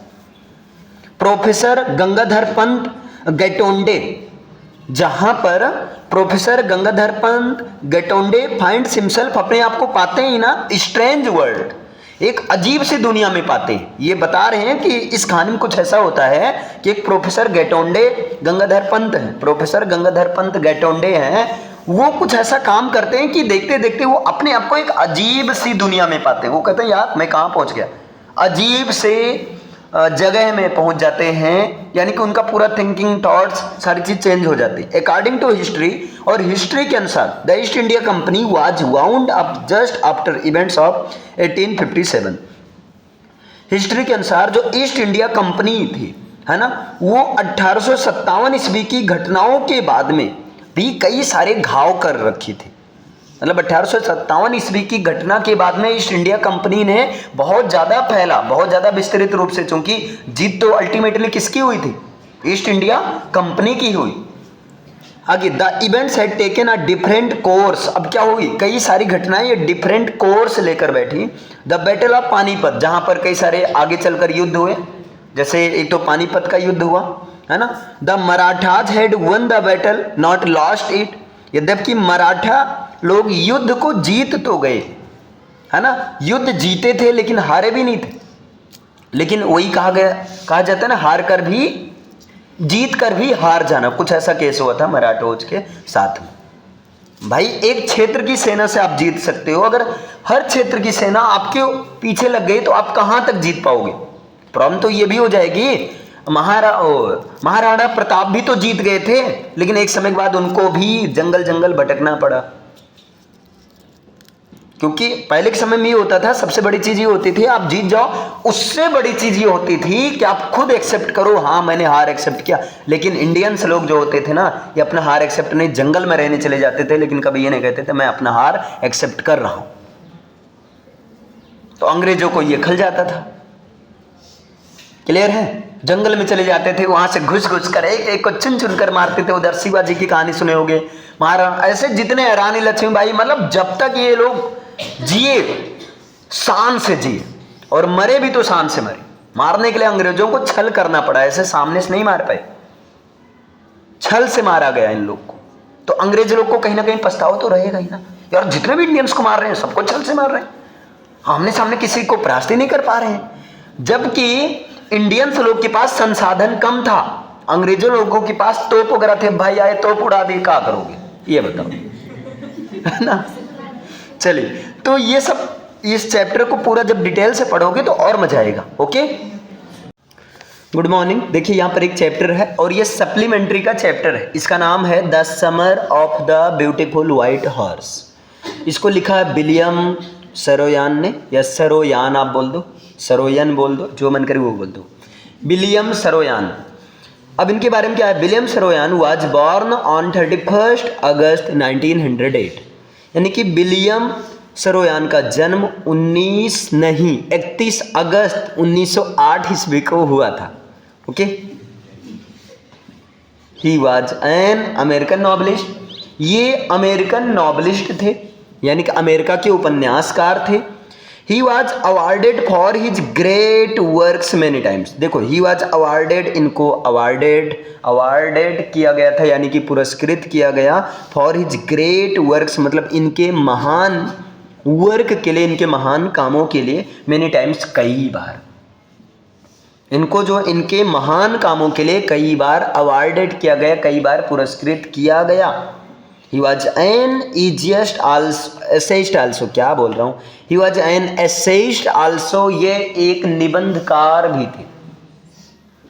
He was married to actress Carol Marcus, और ये भैया शादी किए थे एक्ट्रेस, यानी कि अभिनेत्री कैरोल मार्कस से शादी किए थे, अभिनेत्री से शादी किए थे। He left this world forever to heaven, और ये इस संसार को हमेशा हमेशा के लिए छोड़कर स्वर्ग चले गए ऑन 18 मई 1981, यानी कि 18 मई 1981 ईस्वी को इनका स्वर्गवास हुआ। ओके, अब यहाँ पर देखते हैं इन्होंने इस चैप्टर में लिखा क्या about the lesson. This is an interesting adventure story of two poor American boys, Armenian boys. Okay, ठीक है बच्चा, सॉरी, पाप हो जाता है कुछ। देखिए, this is an interesting adventure, ये एक रोमांचक जो है, साहस से भरी हुई कहानी है, रोमांचक साहसिक कहानी है, एडवेंचर स्टोरी, साहसिक कहानी है of two poor Armenian boys, मतलब दो गरीब आर्मेनियन लड़कों की कहानी है। हु बिलोंग टू ट्राइब, जो कि ऐसे ट्राइब से बिलोंग करते हैं, नोन फॉर इट्स ट्रस्ट, जो कि ऐसी ट्राइब, ऐसी जनजाति, ऐसी जात से बिलोंग करते हैं, नोन फॉर इट्स ट्रस्ट, जो कि अपने विश्वास के लिए, एंड ऑनेस्टी, जो कि अपने ईमानदारी और विश्वास के लिए जानी जाती है, ईमानदारी और वफादारी के लिए जानी जाती है। दे आर कजिन्स, ये दोनों कजिन्स होते हैं, इनका नाम है, एक का नाम अरम और एक का नाम मुराद, इनका नाम है अरम और मुराद। मुराद वाज अ डैशिंग बॉय, मुराद जो है एक डैशिंग बॉय था, हु सेड प्राउडली, जो कि हमेशा प्राउड के साथ ये कहा करता था, that he had a way with the horses, dogs and farmers, की उसके पास जो है हॉर्सेज, डॉग्स और फार्मर्स के साथ डील करने का, फार्मर्स के साथ दोस्ती करने का एक बहुत ही अच्छा तरीका है। क्लियर है? आगे, बोथ लव्ड राइडिंग, दोनों को ही राइडिंग पसंद था, घुड़सवारी करना पसंद था, but their family couldn't afford a horse, लेकिन उनका परिवार इतना सक्षम नहीं था कि उनके लिए एक घोड़े की व्यवस्था करवा सके, इसलिए दोनों लोग खुरापात करते हैं अपना। अब ये क्या खुरापात करते हैं, मतलब क्या हरकतें करते हैं, मतलब ये राइडिंग से प्यार करते थे, राइडिंग इनका शौक था। अब ये शौक को पूरा करने के लिए किस हद तक चले जाते हैं, अब ये तो भैया पूरी फिल्म देखने के बाद ही तो पता चलेगा ना। तो जब ये पूरा यानी कि इस चैप्टर के बारे में पढ़ेंगे तब आपको पता चलेगा कि ये कैसे अपना राइडिंग का शौक पूरा किए और किस तरह से मुराद जो एक डैशिंग बॉय था, एक बढ़िया मतलब सिंसियर लड़का था, सिंसियर था, रेदर देन अरम के कंपैरिजन में। जैसे दो दोस्त में एक डरपोक रहता है और एक रहता खुरापाती, एकदम रहता घोर खुरापाती रहता है। तो ये समझ लो मुराद उस टाइप का था और अरम थोड़ा सा तो कहता है भाई यार पंगा हो गया तो मुराद अबे चलो जो होगा देखा जाएगा, काहे परेशान। क्लियर है? Okay, good morning. देखिए यहाँ पर एक पोएम है और इस पोएम का नाम है फादर टू सन। इसको लिखा है एलिजाबेथ जेनिंग्स ने लिखा है। ये एलिजाबेथ जेनिंग्स साहिबा ने इसको लिखा है फादर टू सन, यानी कि पिता और बेटे के बीच ये जो है एक रिलेशंस को बताई हैं और एक तरह से पिता और बेटे के बीच जो भी मतलब दूरियां हैं, बिकॉज अब जनरेशन गए तो है ना, पिता के ज़माने में चीज़ें अलग थी, बेटे के ज़माने में चीज़ें अलग हो गई। लड़की होकर इन्होंने पिता और बेटे के रिलेशन को बताया, तो कहीं ना कहीं इन्होंने घर में रहते हुए इस चीज़ से है ना, इस चीज़ को अच्छे से एक्सपीरियंस किया होगा, तभी तो इन्होंने ऐसा लिखा। जबकि वैसे इस पोएम को किसी मेल राइटर के द्वारा लिखा जाना चाहिए, है ना, लेकिन यहाँ से ये भी प्रूव होता है कोई जरूरी नहीं है, जिनको अगर जिस टॉपिक का अच्छा खासा एक्सपीरियंस होगा एनीवन कैन राइट एनीथिंग, कोई भी है ना किसी भी चीज के बारे में लिख सकता है। ऐसा नहीं कि मैं मेल होकर फीमेल के बारे में नहीं लिख सकता हूँ या आप फीमेल होकर मेल के बारे में नहीं लिख सकते हैं। डिपेंड करता है कि आपका एक्सपीरियंस कैसे हुआ है, आपका एक तरह से परवरिश कैसा हुआ, बचपन से अपब्रिंगिंग कैसे हुई है, किस माहौल में हुई है। क्लियर है? सपोज करो आपका माहौल एक ऐसे माहौल में आपकी अपब्रिंगिंग हुई है जहां पर बहुत ज़्यादा गर्ल्स के साथ जुल्म किया जाता है, आप ये सब देख रहे हो और आप चाहे कर कुछ नहीं कर सकते हो, तो वहाँ पर आपको जितना नॉलेज यानी कि पता रहेगा उतना शायद उन लोग को ना मालूम हो, क्योंकि आप देख कर एक्सपीरियंस फील कर रहे हो और एक जगह का नहीं देख रहे हो, आप चारों तरफ का देख रहे हो, तो ये कोई नेसेसरी नहीं। देखते यहाँ पर बहुत अच्छा पोएम है ये चीज़, देखिएगा। पहले इनके बारे में देखते हैं, एलिजाबेथ जेनिंग्स के बारे में देखते हैं। Elizabeth Jennings was born on 18 July 1926। Elizabeth Jennings का जन्म 18 जुलाई 1926 ईस्वी को हुआ। She was born in Boston Lincolnshire. इनका जन्म जो हुआ था लिंकनशायर के बोस्टन शहर में हुआ था। She studied at Saint Anne's College, और इनकी जो पढ़ाई हुई सेंट एनीज कॉलेज में हुई थी। She was a great poetess, ये एक महान पोएटेस थी। Her books displayed a simplicity of metre and rhyme. इनकी जो किताबें होती थी वो मीटर और राइम मतलब रिदम जो सुर ताल लय होता है ना, इसमें काफ़ी ज़्यादा सिंप्लिसिटी दिखाती है, मतलब बहुत ज़्यादा कॉम्प्लेक्स टाइप की नहीं है। पोएम को आसानी से पढ़ने के बाद एक ही बार में समझ में आ जाता है। जैसे अगर आप बहुत ज़्यादा एकदम बिगिनर हैं पोएम के पर्सपेक्टिव पॉइंट ऑफ व्यू से, तो तब भी आपको इस पोएम का मतलब समझ में आ जाएगा, इतनी ज़्यादा इनके पोएम में सिंप्लिसिटी रहती है। सी लेफ्ट दिस वर्ल्ड, ये इस संसार को छोड़ गई 26 अक्टूबर 2001 को, और फॉर एवर टू हेवन, हमेशा हमेशा के लिए स्वर्ग चली गई। मतलब इनका जो है स्वर्गवास हुआ 26 अक्टूबर 2001 ईस्वी को। अब देखते हैं इन्होंने ये जो पोएम लिखा, इस पोएम में इन्होंने बताया क्या है। द पोएम, इस पोएम जिसका नाम है Father to Son is an autobiography. ये पोएम जिसका नाम है फादर टू सन, ये एक प्रकार की ऑटोबायोग्राफी है ना। ऑटोबायोग्राफी का मतलब खुद राइटर ने लिखा है, ठीक, और एक तरह से अपने घर के एक्सपीरियंस को लेते हुए, ठीक। The poet tells the difference, poet यहाँ बताती हैं, डिफरेंस बताती हैं between him and his son. Poet यहाँ पर बताती हैं कि मतलब उसके बेटे, उसे और उसके बेटे के बारे में पोएट यहाँ बताता है। मतलब पोएट जो बताता है यहाँ पर वो अपने आप को है ना पिता कंसीडर करते हुए और अपने बेटे के बीच क्या अंतर है, क्या डिफरेंस है, इस चीज को बताता है। They can not understand each other, तो बताते हैं कि वो दोनों यानी कि पिता और पुत्र एक दूसरे को नहीं समझ सकते हैं, एक दूसरे को समझना भी चाहते हैं फिर भी नहीं समझ सकते हैं। देयर वैल्यूज आर डिफरेंट, उनकी वैल्यूज, उनका पॉइंट ऑफ व्यू, उनका समाज का देखने का नजरिया, उनकी थिंकिंग, उनका थॉट्स, वो सब क्या है, डिफरेंट है। As it is generation gap, और ऐसा इसलिए है क्योंकि जनरेशन गैप है उनके बीच में। Because of generation gap their values are different to each other, उनके बीच जनरेशन गैप होने की वजह से उनके वैल्यूज, वैल्यूज का मतलब मूल्य, मान, जो भी वैल्यू है, एक इंसान की वैल्यू कंसिडर की जाती है उसके मैनर से, नॉट हिज एजुकेशन, उसके एजुकेशन से नहीं होती। आप कितने भी पढ़े लिखे हो, अगर आपको, आपके पास मैनर नहीं है, then you are valueless, you are not a real human, you are considered as an uneducated person, आप एक अशिक्षित व्यक्ति में कंसिडर किए जाओगे फिर।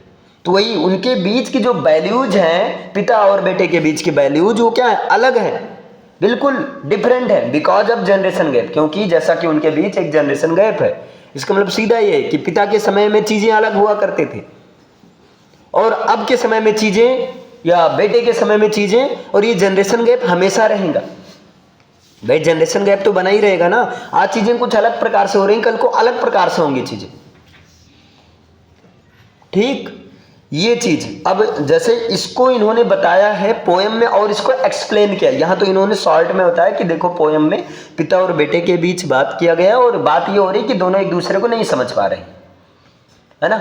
ऐसा इसलिए नहीं समझ पा रहे हैं क्योंकि उनके जो वैल्यूज हैं, उनके जो ओपिनियंस हैं, उनके जो थॉट्स हैं, वो एक दूसरे से अलग हैं। और ऐसा इसलिए जैसा कि उनके बीच में जनरेशन का गैप है। क्लियर, ये चीज होगा। Good morning. देखिए यहाँ पर एक चैप्टर है सिल्क रोड और इसको लिखा है निक मिडलटन ने लिखा है। ओके, अब देखिए इनके बारे में क्या है, about the author. Nick Middleton is a geographer, ये जो है जियोग्राफर थे, मतलब जियोग्राफी के अध्ययन करने वाले थे, राइटर, लेखक थे, and presenter of television documentaries, और टेलीविजन डॉक्यूमेंट्रीज को प्रदर्शित करने वाले थे, प्रेजेंटेटर थे। ही टीच एट ऑक्सफोर्ड यूनिवर्सिटी, ये ऑक्सफोर्ड यूनिवर्सिटी में टीच करवाते थे, यानी कि पढ़ाते थे। ही वॉज बॉर्न इन लंदन इन 1960, इनका जन्म हुआ लंदन में 1960 में। बीइंग अ जियोग्राफर, यानी कि जियोग्राफर होने के साथ या होने के कारण, होने की वजह से, because of geographer he travelled more than 50 countries, इन्होंने 50 से ज़्यादा देशों में ट्रैवल किया, है ना। मतलब इनको 50 से ज़्यादा देशों का कल्चर एक तरह से मालूम है। He is famous for his books on geography, इनको जो है इनके किताब जो कि इन्होंने जियोग्राफी पर बेस्ड किताबें लिखा, उनके लिए फेमस हैं। क्लियर है, यानी कि 1960 में इनका बॉर्न हुआ था, अभी इनका डेथ नहीं हुआ है। क्लियर है, अभी इनका डेथ नहीं हुआ है, ध्यान देना इसको, अभी जिंदा ही है। तो ये जो है जियोग्राफी पर लिखी गई पुस्तकों के लिए अभी ये फेमस हैं, और कहीं ना कहीं ये ट्रैवल भी कर रहे होंगे, 50 से ज़्यादा देशों का ट्रैवल कर ही चुके हैं।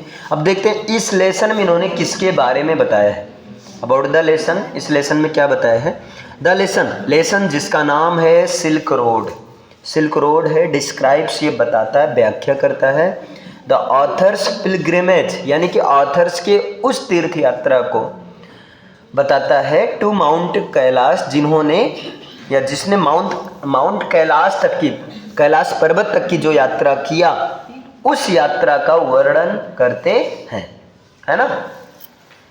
हियर, यहाँ पर ही डिस्क्राइब्स, यहाँ पर वो बताते हैं, द थिंग्स, उन चीज़ों के बारे में बताते हैं, उन सभी चीज़ों के बारे में जिक्र करते हैं, दैट ही सॉ, जो भी उन्होंने देखा। मतलब ये हुआ माउंट कैलाश तक जाने में, कैलाश पर्वत तक जाने में, है ना, कैलाश पर्वत तक के तीर्थ यात्रा में इन्होंने जो कुछ भी देखा, पीपल, लैंडस्केप, एनिमल्स, चाहे वो लोग हों या लैंडस्केप हो, चूंकि जियोग्राफर थे तो भाई लैंडस्केप तो ऑब्वियसली है ना। भूमि संरचना ये सब या एनिमल्स, इन सब का जिक्र करते हैं ये इस लेसन में।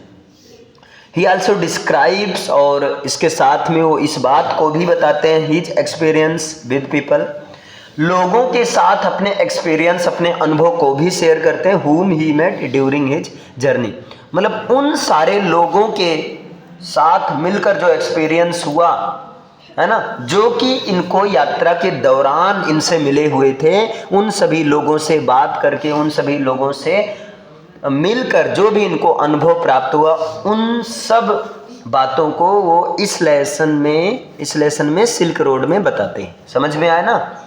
मतलब यहाँ से आपको ये आइडिया लगा कि सिल्क रोड एक प्रकार से ये माउंट कैलाश तक जाने में, है ना, जिन भी लोगों से मिले, जो भी इन्होंने देखा, जो भी इन्हें अजीब लगी, जो भी अच्छा लगा, सब कुछ इन्होंने इस लेसन में बताया है ना।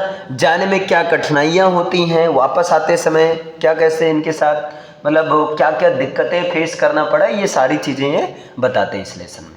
ओके, और ये समझ लीजिए रियल इंसिडेंट है ये, मतलब कोई फिक्सन नहीं है, एक तरह से नॉन फिक्सन है ये, है ना, रियल है। रियल का मतलब ये खुद जो है सिल्क रोड, अब नाम, आप चैप्टर का नाम ही देख सकते हैं, सिल्क रोड। रोड का मतलब रास्ता, सिल्क का मतलब जो बिल्कुल सिल्क की तरह, रेशम की तरह हो, यानी कि माउंट कैलाश तक की यात्रा तो भाई ठीक है, एक तरह से स्मूथली तो रहेगी ही, भाग कर तो जाया नहीं जा सकता है, काफ़ी लंबी यात्रा है ना। तो वही ये बता रहे हैं, यात्रा के दौरान जो भी अनुभव किए वो सारा चीज़ इस चैप्टर में लिखी है। क्लियर है? Good morning. देखिए यहाँ पर एक चैप्टर है और इस चैप्टर का नाम है द एड्रेस। एक्चुअली ये सप्लीमेंट्री का पोर्शन है। इसको लिखा है मार्गा मिंको ने लिखा है। किसने लिखा है? मार्गा मिंको ने लिखा है। इनके बारे में देखते हैं पहले। मार्गा मिंको वाज बॉर्न ऑन 31 मार्च 1920। इनका जन्म हुआ था 31 मार्च 1920 ईस्वी को। ड्यूरिंग सेकंड वर्ल्ड वॉर, और द्वितीय विश्व युद्ध के दौरान हर होल फैमिली, इनका पूरा परिवार, ये फीमेल राइटर हैं, इनका पूरा परिवार वाज डिपोर्टेड, एक प्रकार से डिपोर्टेड हो गया, है ना। डिपोर्टेड का मतलब एक तरह से एक शहर से दूसरे शहर चला गया। सी वाज एस्केप्ड, और ये बच गई, ये बची रह गई। हर फर्स्ट बुक, इनकी जो पहली किताब वाज पब्लिश्ड, वो पब्लिश हुई थी इन 1957, 1957 ईस्वी में पब्लिश हुई थी। अच्छा, डिपोर्टेड का मतलब होता है दूसरे शहर में चला गया, और एक प्रकार से फिर उसके बाद कभी इनसे मुलाकात नहीं हुई, मतलब दूसरे शहर में जाकर, यहां पर दो सेंस आता है कि एक तरह से विलीन हो गया, या कुछ परिवार के सदस्य द्वितीय विश्व युद्ध के दौरान मृत्यु भी हो गई एक लंबे समय के बाद में। क्लियर है? यहां पर मृत्यु होना से सेंस लिया जाएगा, लेकिन पहले दूसरे शहर में गए, उसके बाद में ऐसा। अब देखिए यहां पर ये बची रह गई थी।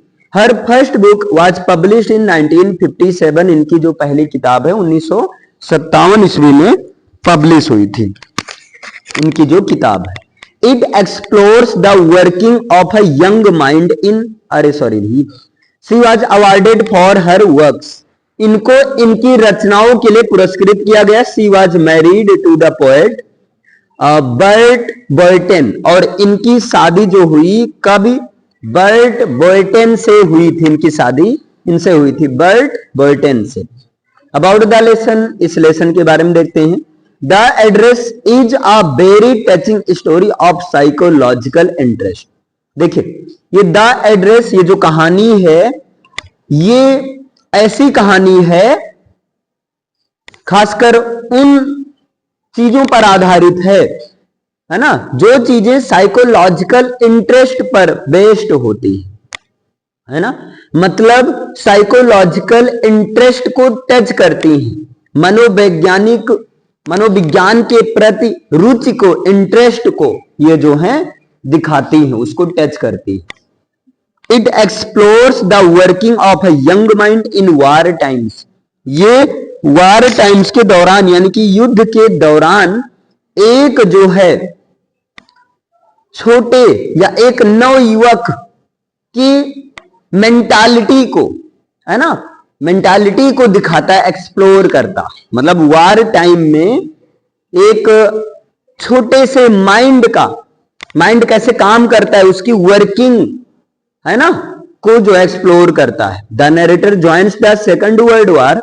नरेटर जो हैं वो सेकंड वर्ल्ड वॉर को ज्वाइन करती हैं। When Holland was fighting for liberation.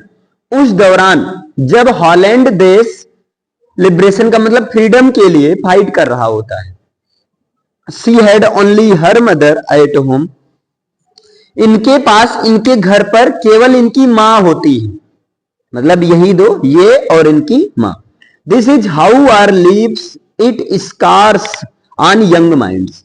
और एक प्रकार से इस प्रकार, है ना, कैसे जब वार एंड होता है तो कैसे इस यंग माइंड पर इन सबका, है ना, इन सबका एक स्क्रिप्चर्स, या स्क्रिप्चर्स ना बोलकर इन सबका स्ट्रक्चर कैसे इसके माइंड पर छप जाता है, इसकी मेंटालिटी कैसी हो जाती है ना। स्कार्स का मतलब एक तरह से निशान होता है, कैसे इसके माइंड पर, इसके यंग माइंड्स पर कैसे कुछ चीजों का, वार के दौरान हुई कुछ चीजों का सीधा इंपैक्ट पड़ता है, यानी प्रभावित करता है इसके सीधे माइंड पर एक अमिट छाप छोड़ जाता है।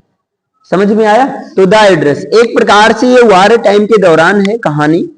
इसमें पूरा एक मेंटालिटी को बताया गया है ना, कि कोई एक है वो अपने साइकोलॉजिकल फैक्ट्स को, यानी कि मेंटालिटी को याद करता है और किस तरह से उसकी सोच हो गई है, वो बार बार जैसे पास्ट मेमोरीज को याद करता है ना। इसे कंफ्यूजन, एक तरह से यहाँ काफी ज्यादा कंफ्यूजन भी बना रहता है, खुद नैरेटर के अंदर और रीडर के अंदर तो रहता है। ओके, क्लियर है? देखिए नेक्स्ट चैप्टर है मदर्स डे। इसको लिखा है जेबी प्रीस्टले ने लिखा है। इनके बारे में देखते हैं। जेबी Priestley was born on 13 September 1894। JB Priestley का जन्म 13 सितंबर 1894 ईस्वी को मनिंघम यूके में हुआ था। अब ये यूके उत्तराखंड नहीं है, ये जो यहां यूके का मतलब है यूनाइटेड किंगडम इंग्लैंड है। Okay, he was an English playwright. ये इंग्लिश के प्लेराइट थे, मतलब इंग्लिश में नाटक बाज थे, इंग्लिश में नाटक करने वाले नाटकबाज, है ना। नॉवलिस्ट थे, उपन्यासकार थे। आ सोशल कमेंटेटर एंड ब्रॉडकास्टर। और सोशल कमेंटेटर थे, ब्रॉडकास्टर का मतलब दूरभाष पर काम करने वाले, ब्रॉडकास्टिंग करते थे, सूचनाओं को प्रसारित करते थे। Most of his plays are structured around a time slip with different dimensions of the past, present and future. इनकी जो अधिकांश प्लेज में से, है ना, अधिकांश प्लेज जो होती थी वो प्रेजेंट, पास्ट या फ्यूचर के कुछ डायमेंशंस, अलग अलग डायमेंशंस में डिवाइड होती है। He started his work as a junior clerk. इन्होंने अपना काम जो शुरू किया एक जूनियर क्लर्क के रूप में अपने करियर का स्टार्टिंग किया। He left this world for heaven. वे इस संसार को छोड़कर हेवन के तरफ चल दिए, स्वर्ग सिधारे। और वो कब सिधारे? 14 अगस्त 1984, मतलब 1984 ईस्वी को इनका स्वर्गवास हो गया, निधन हो गया। ओके, अब देखते हैं इस लेसन में इन्होंने क्या बताया। The one person whom we all adore next to God is our mother. एक ऐसा इंसान जिनको हम भगवान के बाद अगर सबसे ज्यादा, है ना, एडोर का मतलब प्यार करते हैं, सबसे ज्यादा मानते हैं, तो वो है मां। वो कौन होती है? वो हमारी मां होती है। We can never repay our depth of gratitude to her. और हम अपनी मां की ग्रेटिट्यूड को कभी रिपे नहीं कर सकते, कभी उनके उपकार अदा नहीं कर सकते। येट फिर भी, ग्रेटिट्यूड का मतलब उपकार, येट फिर भी, इट इज रियली आर्नकल, लेकिन फिर भी ये थोड़ा काफी मजाक वाली बातें हैं, व्यंग्यात्मक बातें हैं। टू नोट, इस बात पर ध्यान देना, डेट सी रेयरली गेट्स हर ड्यू, कि वो, है ना, कभी कभार जो है अपने ड्यू को, अपने कर्तव्य को निभाती है। इसके बावजूद भी वो हमेशा अपने कर्तव्य को निभाती है। देखिए, दिस वन एक्ट प्ले ये एक एक्ट का जो नाटक है डील्स मतलब इस चीज से समझौता करता है, इस बात को बताता है with this universal problem in depth, मतलब एक ऐसी यूनिवर्सल सदा सर्वदा सत्य रहने वाली है ना समस्या को बताता है इन डेप्थ, वो भी काफी गहराई में, एंड सजेस्ट और एक सजेशन देता है, उपाय भी बताता है, एंड इफेक्टिव सॉल्यूशन आल्सो, और इसका एक बढ़िया एकदम प्रभावशाली तरीका झक्कास तरीका जो है सॉल्यूशन के रूप में भी बताता है इसका समाधान क्या है। पहले समस्या घोर समस्या, फिर घोर समस्या का मतलब घोर समाधान भी बताता है, कुछ ऐसा है। क्लियर है?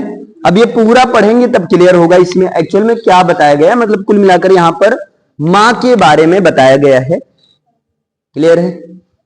Good morning. देखिए यहां पर एक चैप्टर है बर्थ, बर्थ को लिखा है एजे क्रोनिन ने। अब देखिए AJ Cronin was born on 19 July 1896 in Cardross UK. AJ Cronin का जन्म यूके के कार्ड्रोस में 19 जुलाई 1896 ईस्वी को हुआ था। ही was a novelist and physician. ये एक उपन्यासकार थे और एक फिजिशियन का मतलब चिकित्सक थे। The Citadel which was written about a Scottish doctor. Citadel जिसको एक स्कॉटिश डॉक्टर के द्वारा लिखा गया था, वॉज हिज बेस्ट नॉवेल, इनका सबसे अच्छा नॉवेल था। मतलब एजे क्रोनिन का जो सबसे अच्छा नॉवेल था, इनका पसंदीदा नॉवेल था सीटाडेल, और इसको लिखा था एक स्कॉटिश डॉक्टर ने। ड्यूरिंग हिज स्टूडेंट लाइफ, अपने स्टूडेंट लाइफ के दौरान, ही वॉज अवार्डेड, इनको पुरस्कृत किया गया मेनी टाइम्स, काफी बार कई बार पुरस्कृत किया गया। He had been the best footballer and athlete, और ये जो है सबसे अच्छे फुटबॉलर और एथलीट भी बने थे, खिलाड़ी में सबसे अच्छे और फुटबॉलर थे। He was an essayist and short story writer also, ये एक एसेइस्ट थे और शॉर्ट स्टोरी राइटर भी थे।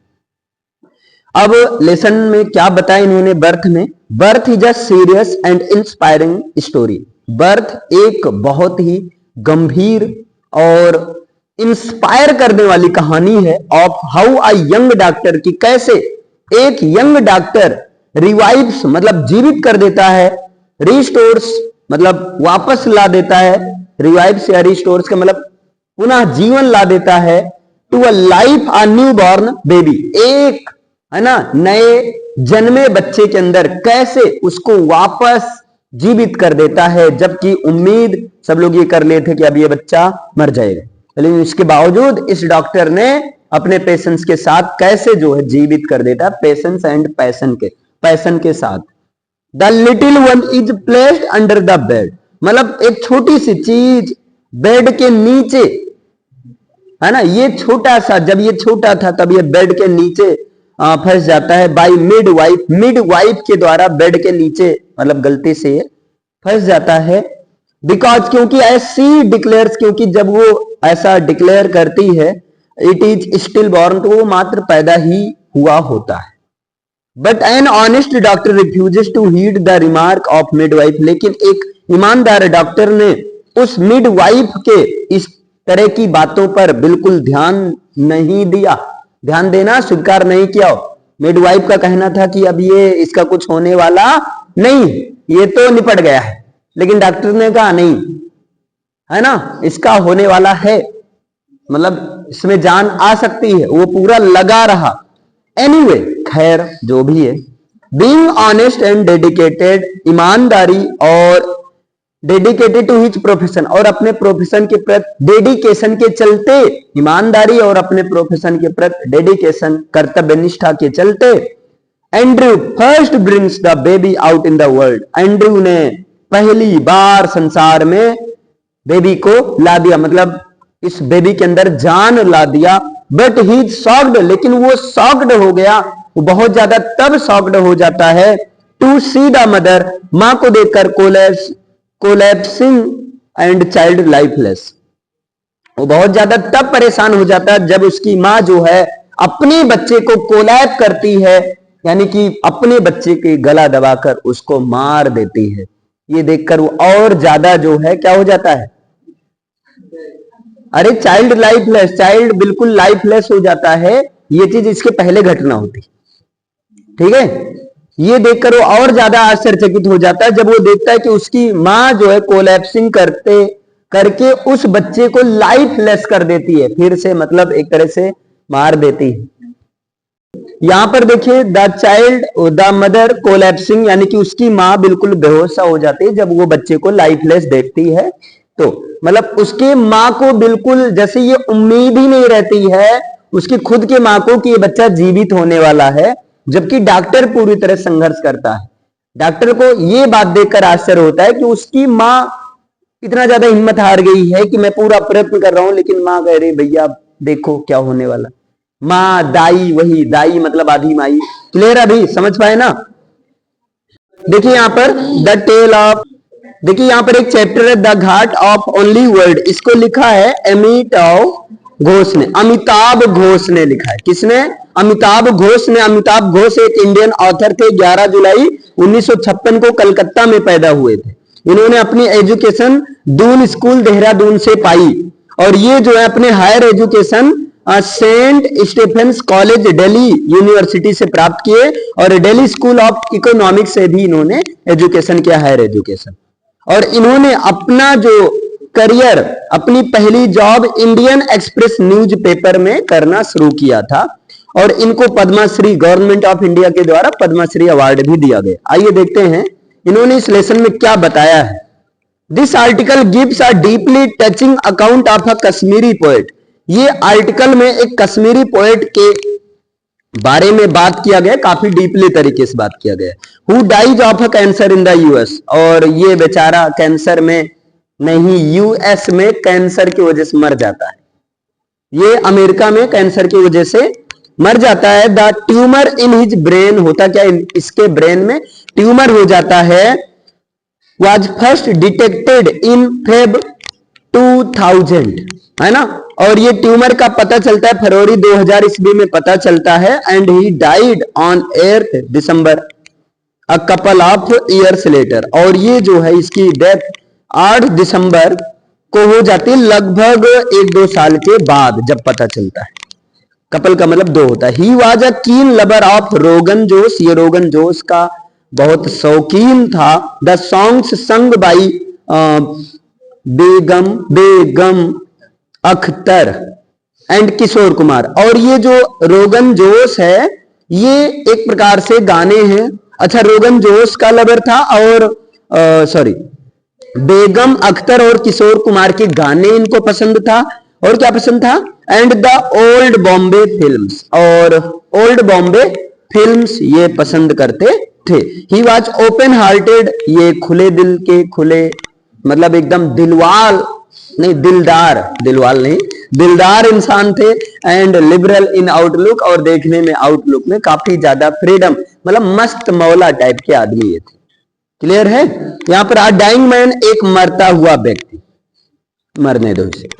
देखिए यहां पर the Tale of Melon City, इसको लिखा विक्रम सेठ ने। भैया बढ़िया पोएट हैं, कलकत्ता में पैदा हुए थे 20 जून 1952 ईस्वी को। ये इंडियन पोएट है ना। ये उपन्यासकार भी थे, इनको कई बार पुरस्कृत किया गया, पद्मश्री अवार्ड, साहित्य अकेडमी अवार्ड और जो है प्रवासी भारतीय अवार्ड इनको दिया गया। और ये जो है कॉर्पस क्रिस्टी कॉलेज ऑक्सफोर्ड से इनकी पढ़ाई हुई और Saint Michael's High School Patna से। इसके बाद इस पोएम में इन्होंने क्या लिखा है, the Tale of Melon City में इन्होंने क्या लिखा है? The Tale of Melon City is a humorous poem. ये एक ह्यूमरस पोएम है, मतलब पढ़ने के बाद हंसी आएगी। It makes fun of crazy king, और यहां पर जो है एक पागल राजा है ना, पागल राजा के माध्यम से जो है मतलब मजाक बनाया गया है, आनंद दिया गया है। पागल राजा के माध्यम से जो है खुशी मिलती है। और claimed to be just and peace loving, जो कि एक न्याय और शांति प्रिय है। पोएम जो है, the poem highlights the funny pitfalls of the whole system of governance in a state. और ये पोएम जो है पूरा, जैसे पूरे स्टेट में जो गवर्नमेंट सिस्टम है ना, पूरी गवर्नमेंट सिस्टम सब मतलब मूर्ख हैं, सब गधे हैं एक तरह से। In a state where custom gets top priority, जहां पर कस्टम यानी कि रीत रिवाज को प्रायोरिटी दिया जाता है, सबसे ज्यादा प्रायोरिटी दिया जाता है रीत रिवाज के चक्कर में। मतलब कुछ भी हो जाए लेकिन रीत रिवाज बचा रहे, बस इंसान जा रहा है जाने दो, रीत रिवाज रहने दो। An idiot was asked to name the new king, यहां पर एक इडियट है ना को जो है नया राजा बनाया जाता है, एक मूर्ख को। And named melon, and he named melon, और उसने जो है उसका नाम रखा था मेलन। मेलन का मतलब ये सॉल्ट नाम है वाटरमेलन का, तरबूज का सॉल्ट नाम है मेलन। अरे आगे देखिए, खरबूजा नहीं है, तरबूज के सेंस लिया जाए। वाटरमेलन, मस्क मेलन मतलब खरबूजा। A fruit he liked most, एक ऐसा फल। आगे देखिए, मेलन एक फ्रूट का नाम है जिसे सबसे ज्यादा पसंद किया जाता था। पीपल रेडली एक्सेप्टेड मेलन, और लोग भी भैया एकदम तैयार हो गए कि हाँ तरबूजे को बनाओ, राजा बनाओ, एज देयर किंग, उनका राजा बनाओ। Because it did not trouble them at all, क्योंकि ये किसी को समस्या नहीं करेगा, बेचारा बैठा रहेगा, कुछ बोलेगा नहीं, मूर्ख वाला काम नहीं करेगा। और जैसा कि इनका कस्टम था, रीत रिवाज के अनुसार मेलन ही सबसे पहले मिला था। तो ये पूरी कहानी एक तरह से ह्यूमरस पोयम है, और यहां पोयम के थ्रू कहानी को बताया गया है। सबसे अच्छी बात है पोयम के थ्रू कहानी को बताया गया है। तो ये पोयम बड़ी प्यारी लगेगी, इस पोयम में कोई एक्सप्लेन की जरूरत नहीं है, ट्रांसलेशन करते हुए चले जाओ, पूरा सब समझ में आ जाएगा। Okay, clear.